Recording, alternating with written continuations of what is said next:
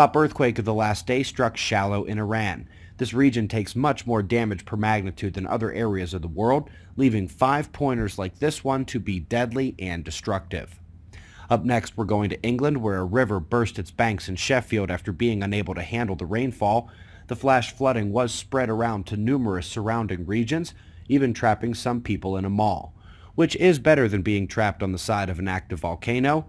This is one of the most active in Mexico, Popo, with another small ash eruption. Let's move on to the science news, and we're starting with the ESA and their new hope for the future of fuel. Powdered metals burn shockingly well, and do so in a different way than would, say, a piece of paper. They plan to launch a rocket 260 kilometers up and let it fall right back down, which will take 6 minutes, providing a zero-G lab for testing of this dry metal powder fuel for space systems and other applications. All that to play pyro in zero-G.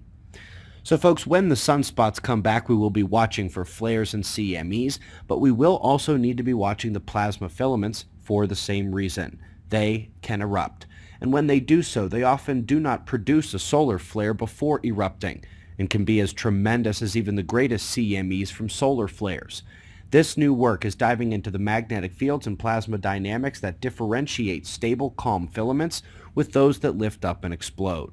These filamentary structures are some of the most illuminated flux currents we will ever see, and there is no doubt that about a third of geomagnetic activity the last cycle came from filament eruptions. FYI, solar flares do nudge out coronal holes for a lion's share of the remaining 2/3. By the way, there is no need to strain your eyes over coronal streamers and random jets on Soho. When there is a real CME, you'll know it. It is not a subtle thing.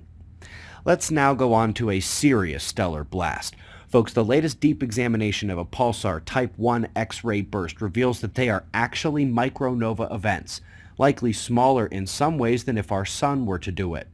We've long known that in these X-ray brightening events, it takes over the entire surface of the star. It's not like a sunspot or filament erupting.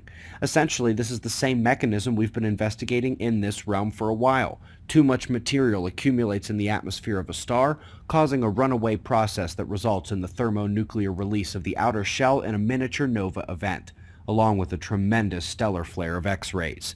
They saw two components here, one being the material expansion and release, the other likely being the result of the plasma turbulence of those events. Alas, this is way, way smaller than we'd envisioned a potential solar micronova to be, and if all Type 1 pulsar X-ray bursts are like this, then micronova are the most common kind of nova. Last but not least, Illustris has put out their latest cosmological simulation. It is one of the more